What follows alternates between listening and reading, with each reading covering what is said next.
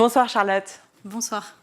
Alors aujourd'hui, le procès de l'assassinat de Samuel Paty qui a commencé 4 ans après la mort du professeur d'histoire-géographie. Un procès avec beaucoup d'attentes. Et oui, le procès qui s'est ouvert ce lundi 4 novembre devant la cour d'assises de Paris va devoir examiner la responsabilité des accusés dans l'engrenage et la polémique déclenchée sur les réseaux sociaux qui ont conduit à l'assassinat du professeur. On le rappelle, Samuel Paty a été assassiné le 16 octobre 2020. Le professeur d'histoire-géographie a été poignardé puis décapité près de son collège à Conflans-Sainte-Honorine. L'assassin, un réfugié tchétchène, avait été tué dans la foulée par la police. À l'origine de tout ça, une élève de 13 ans qui avait alors accusé le professeur d'histoire-géographie de discrimination envers les musulmans lors d'un cours sur la liberté d'expression, une version qui avait été reprise massivement sur les réseaux sociaux et notamment par des personnes mal intentionnées. Alors, vous l'avez dit, l'assassin de Samuel Paty a été tué juste après, effectivement, sa décapitation par la police. Qui sera donc jugé pendant ce procès ? Bien, 8 personnes, 7 hommes et donc une femme. 2 proches de l'assassin sont renvoyés pour complicité d'assassinat terroriste. Ils sont soupçonnés d'avoir eu une connaissance précise du projet de l'assassin. Ils encourent la perpétuité. 6 autres personnes sont jugées pour association de malfaiteurs terroriste criminel, une peine passible de 30 ans de réclusion. L'objectif pour la famille de Samuel Paty, tout simplement comprendre la responsabilité de chacun dans cette affaire et une condamnation à la hauteur. C'est ce qu'a expliqué Virginie Leroy, avocate des parents de Samuel Paty, qui a été invitée d'Amandine Burgot sur RTL ce matin. Alors, ils attendent que toutes les responsabilités, et c'est très important pour eux, parce qu'on le sait, c'est un engrenage, il y a 8 accusés là à ce procès, 8 accusés qui vont être jugés, que toutes les responsabilités soient examinées, soient jugées, soient condamnées. C'est ça leurs attentes, c'est qu'on ne laisse rien passer. La ligne de la défense des accusés, mettre en avant un engrenage dans lequel leur responsabilité serait en quelque sorte diluée. Or, pour Maître Leroy, s'il y a bien eu un engrenage terrifiant, tout ça n'a rien du hasard. Terrifiant et organisé. Et c'est le volet organisation aussi qu'on va décrypter et qui est très important. J'entendais une conférence de presse de certains avocats de la défense qui avaient l'air de dire que finalement, de tomber sur ces vidéos, c'était une aubaine pour le meurtrier, comme si tout ça était dû au hasard. Il n'y a aucun hasard dans l'assassinat de Samuel Paty. Aucun. Aucun hasard, ça veut dire qu'il aurait pu être évité ?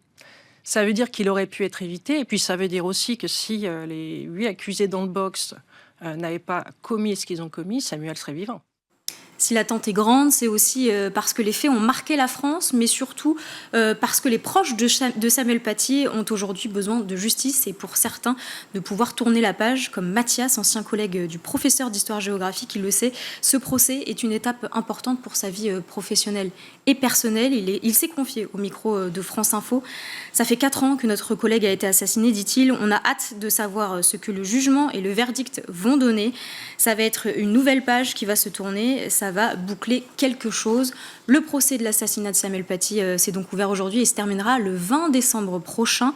Pour rappel, c'est le 2e procès sur cette affaire. L'année dernière, 6 mineurs ont été condamnés par un tribunal pour enfants à des peines allant de 14 mois de prison avec sursis jusqu'à 6 mois de prison ferme. Dans l'info, toujours, les réseaux sociaux sont plus que jamais pointés du doigt. Aujourd'hui, c'est le réseau social TikTok qui est assigné en justice par 7 familles en France. Et oui, c'est un peu David contre Goliath. 7 familles françaises ont en effet assigné l'un des réseaux sociaux les plus puissants du monde via leur collectif Algos Victima. C'est une première en Europe. Ces familles unies dans la douleur ont vu malheureusement leur vie bouleversée après les suicides et tentatives de suicide de leurs enfants. Alors, qu'est-ce qui est reproché à TikTok ? Eh bien, tout simplement d'exposer les enfants à de nombreuses vidéos faisant la promotion du suicide, de l'automutilation ou encore des troubles alimentaires. Objectif donc pour ces familles, faire reconnaître la responsabilité du réseau social sur la dégradation de l'état de santé mentale et physique de leurs enfants. Écoutez Maître Laure Boutron-Marmion, qui est avocate pénaliste spécialisée dans la défense des mineurs et qui a été sur France Info ce matin.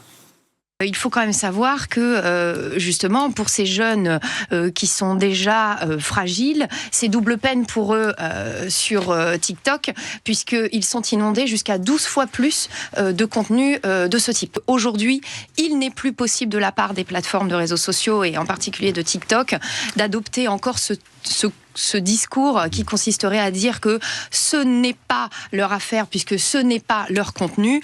Non, aujourd'hui, il n'est plus possible de parler comme ça à partir du moment où c'est eux qui ont créé l'application, c'est eux qui ont créé le design, c'est eux encore qui ont créé le fil pour toi.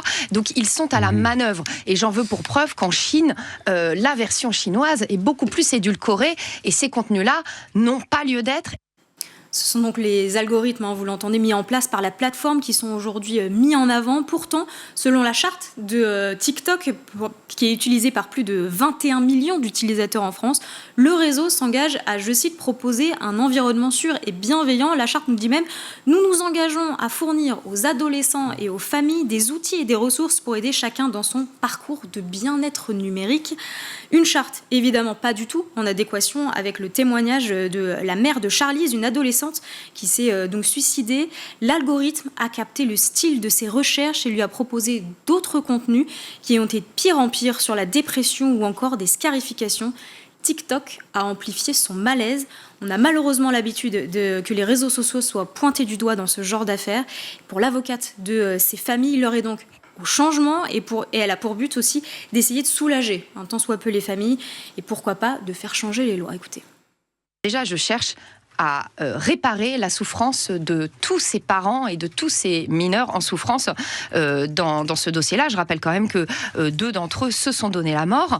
Et puis, si effectivement cette action-là peut avoir un impact plus grand encore et plus global et puisse inciter la plateforme à réviser sa politique commerciale, évidemment que les familles l'appellent de leur vœu. Il y a des lois aujourd'hui, mais il faut qu'on aille plus loin. On a la loi effectivement de la majorité numérique qui impose en France une majorité à 15 ans.